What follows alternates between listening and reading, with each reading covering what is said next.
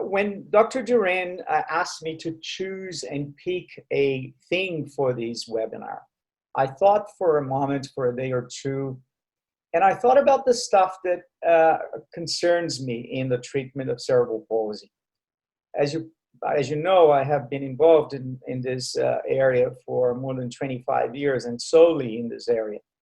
And it feels like it doesn't matter how much we learn and how much we share and how much we teach and learn again, there's still a lot that goes astray, even in this day and age.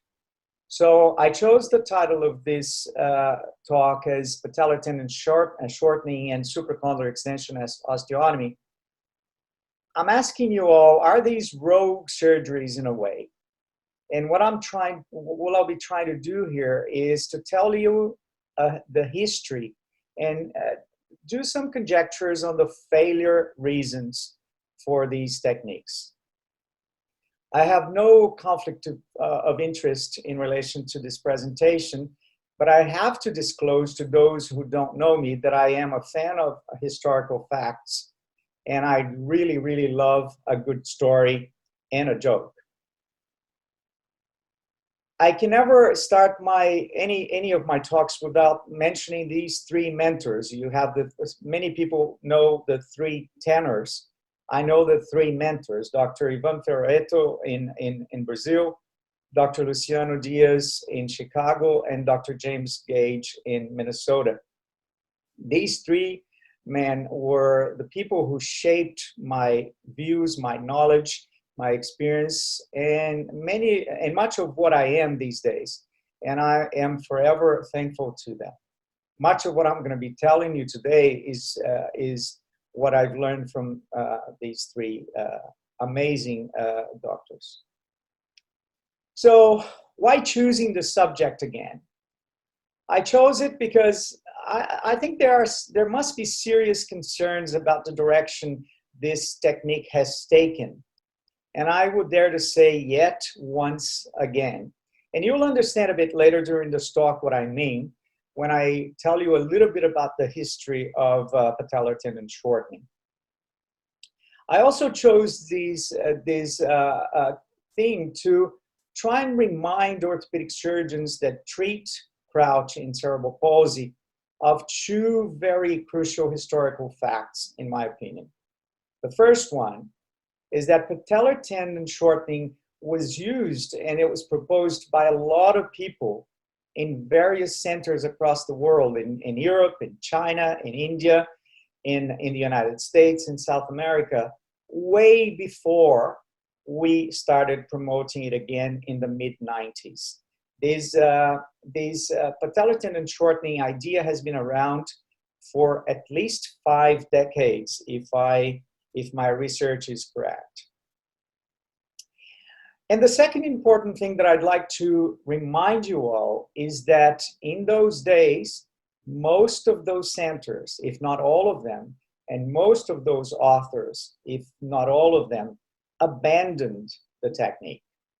And they abandoned this technique because it had significant failure rate and horrible long-term complications and rates. So why did we consider it again in the 90s? Well, that's the story that I'm going to tell you, and I hope you enjoy it. So let's talk a little bit about the timeline of orthopedic surgery in cerebral palsy, how it evolved over the last 50 years or so. So in the 70s, basically what we had was polio-like or polio-inspired surgery.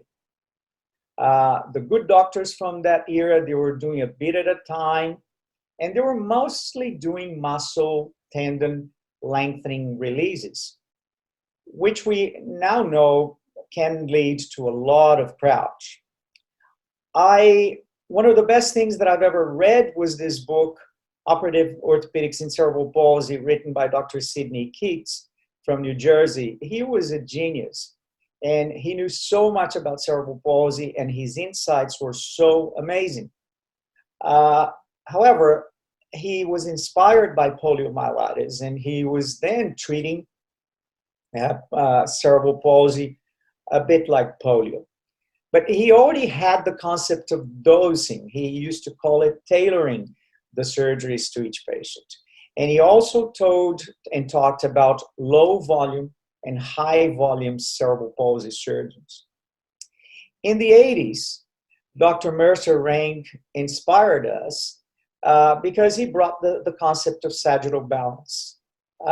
He also brought the concept that we were doing too many surgeries in separate occasions and causing what he called the birthday syndrome. So we all know this term, every child, every year, they were spending their birthday either in recovery from surgery or in surgery or post-op or in plasters or something else. They never had a childhood because they were getting surgeries every year. So in the 80s, this was changed. We thought about Dr. Mercer Rain taught us about the sagittal balance, taught us about the birthday syndrome, but the trend continued. They continued to do muscle tendon lengthening, which produced a lot of crouch. Then in the 90s came the great revolution, in my opinion, a bit earlier than late 80s perhaps. We started learning from three-dimensional gait analysis.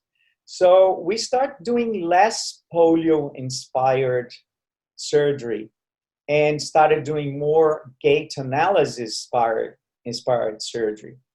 And what did it mean? It meant that we kept the concept of sagittal balance, that we started understanding and correcting lever arm disease or lever arm dysfunction. We started to think more carefully about not lengthening muscles too much. And the result was that we had less crouch, way less crouch.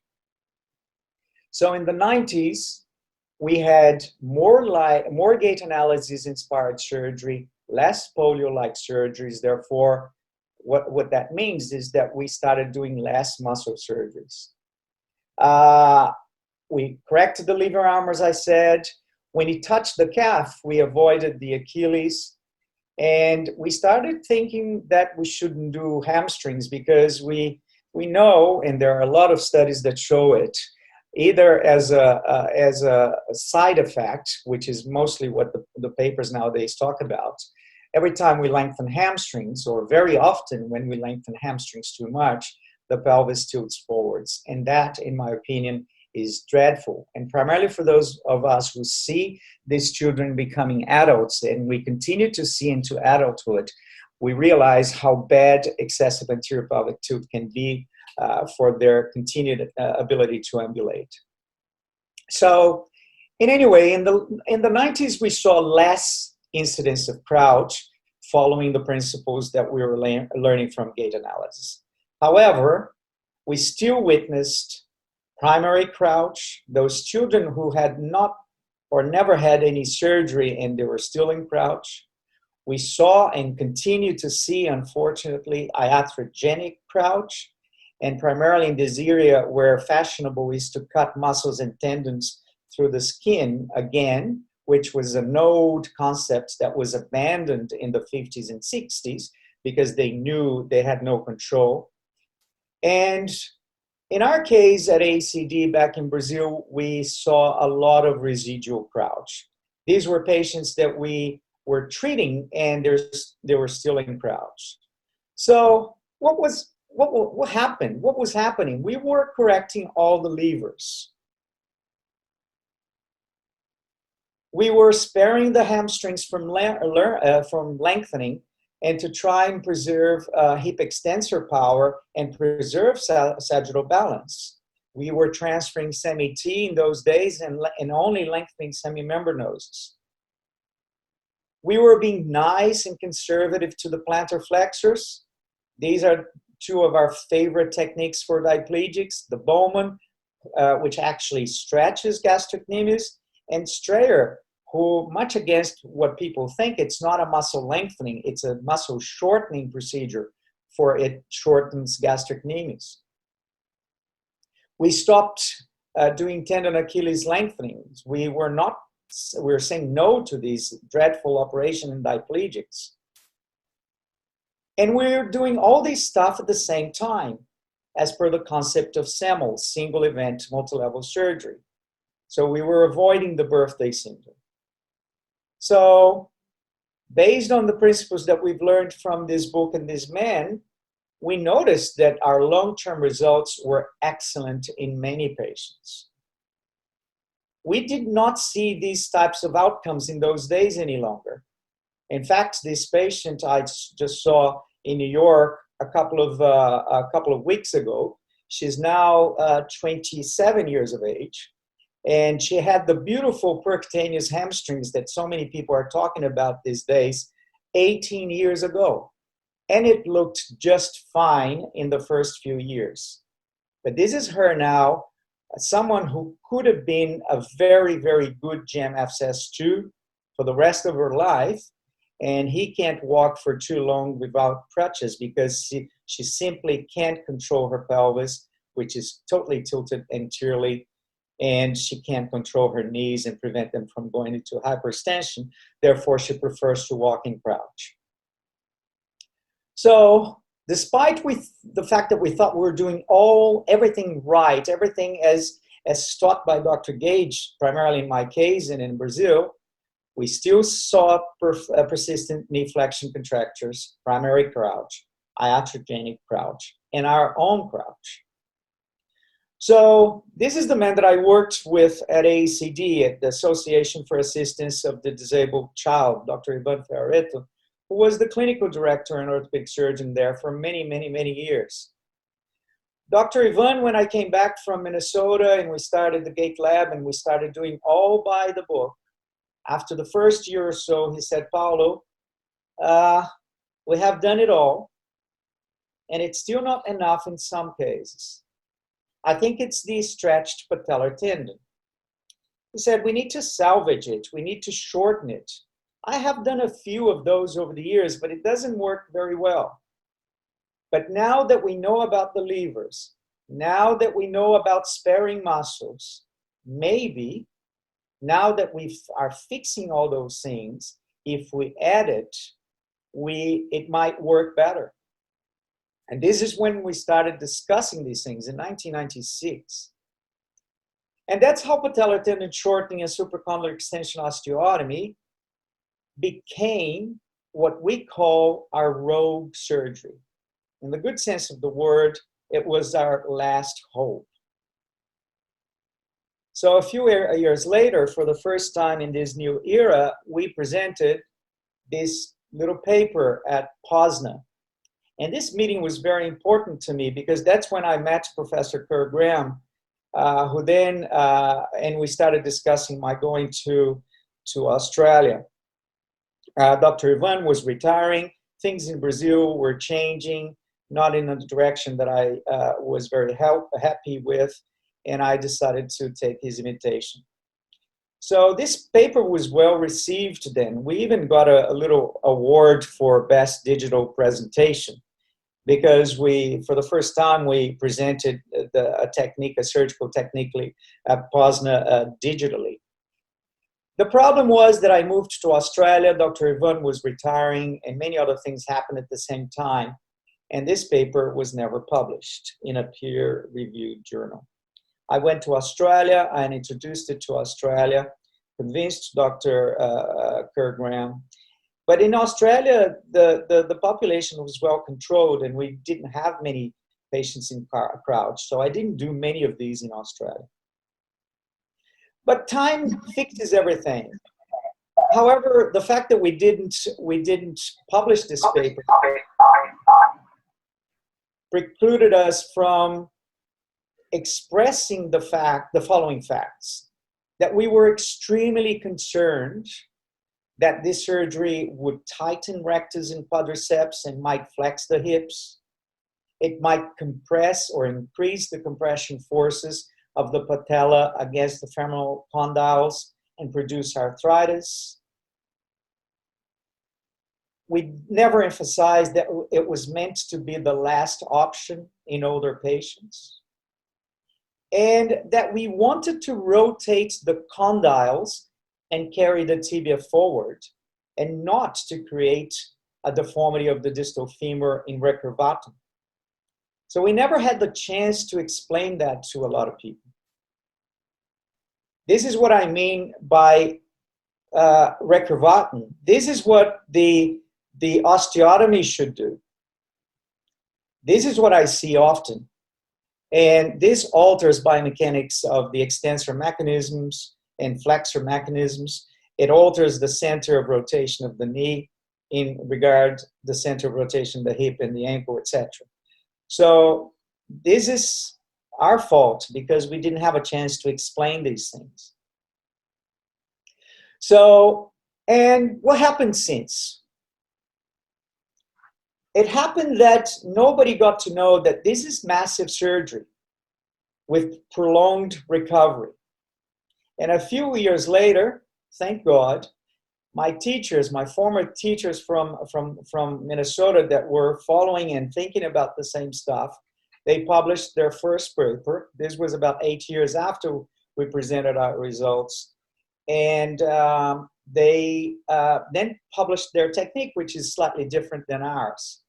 But interestingly, if you see the title of our paper and their paper, we called it a salvage procedure for crouch.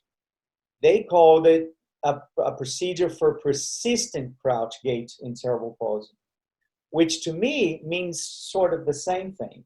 When you have done all other measures and it hasn't worked, then you use these techniques. What happened after those papers? Well, it looks like the whole world uses it now. Well, that should be good for the children because the reports are not too bad. The results are not too bad. We know that. But what I've realized recently and going around the world and reading the literature is that more often than not, patellar tendon shortening and supracondylar extension osteotomy that we call rogue surgeries are used as the first option. It became a monster, in my opinion, a bad monster in many ways. And I'll tell you why. I found this paper on the internet. I'm not going to cite authors because it doesn't matter. This paper has 14 patients, and you can see the ages. There are 4 that are around the age that we think the surgery is acceptable, but most of them, 10 of these patients, are underage. Most of them, 10 out of 14, had had no surgeries before. And not only they had the very, very super dose of supracondylar extension osteotomy and patellar tendon shortening, but they had hamstrings and other muscles lengthened at the same time, which is something that we very rarely do because we know how powerful these surgeries are. So, and what about the other levers? These authors don't mention anything about other levers. And we're talking about 2s and 3s, and we all know that these patients have excessive femoral torsion and tibial torsion and plantar valgus feet. And this was never addressed. So what is the risk of surgical overdose when you do patellar tendon shortening and supracondylar extension osteotomy plus hamstrings lengthenings? Well, I can show you. This is one case that I found on the internet. And you may say, Paulo, but this is just a picture of someone standing. How can you tell this is an overdose? Well, I can tell you very easily that that's where his center of mass and his trunk is. That's where his arms obligatorily have to be, behind the trunk. And the line of the shirt probably tells me very well how the pelvis is, because he had a very powerful operation that extended the knee and a very powerful operation that weakened his hip extensors. So I don't want to sound pragmatic, but I see these patients as adults, and most of them will be in horrible pain using crutches or in wheelchair. And what about the growth plates? If you're doing surgeries like that or like these, when the growth plates are open, well, Gillette reported a lot of complications with primarily with the tibia, the tibial growth plate, premature closures, deviation of the tibial plateau, etc. So again, the folks from my friends and teachers from Gillette were honorable and honest.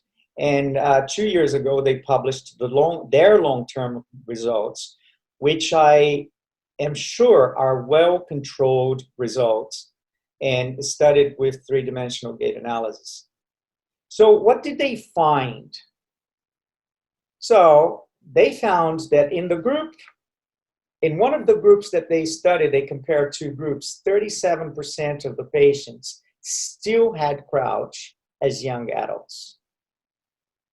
They also found that despite the fact, and we know that, and we've known that now for a long time, that these road surgeries improve stance phase knee extension and knee flexion contracture compared to other conventional treatment, in their opinion, they found that these benefits do not translate to improve activity, participation, or knee pain in early adulthood.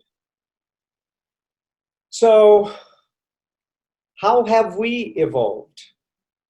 So I told you we do less polio-like surgeries and more gait analysis-inspired surgeries. We prime and adore and thank Dr. Mercer Rain for the concept of sagittal balance. It's one of the most important principles in the treatment of cerebral palsy gait. We continue to do the lever arm correction, and we are very, very, very gentle on the muscles. So this is our lever arm corrections that we all do. We do rotate femurs, we enlocate hips that are that don't look all that good. We do rotate the tibias, we do things to the feet so that the feet stay in front of the knees and are good levers. Feet in cerebral palsy don't need to have a perfect radiograph of a marathon runner. They need to be good levers that are aligned with the knees and follow the line of progression of gait. So how have we evolved? Well, we even decreased our surgical dose at the hamstrings levels in the last few years.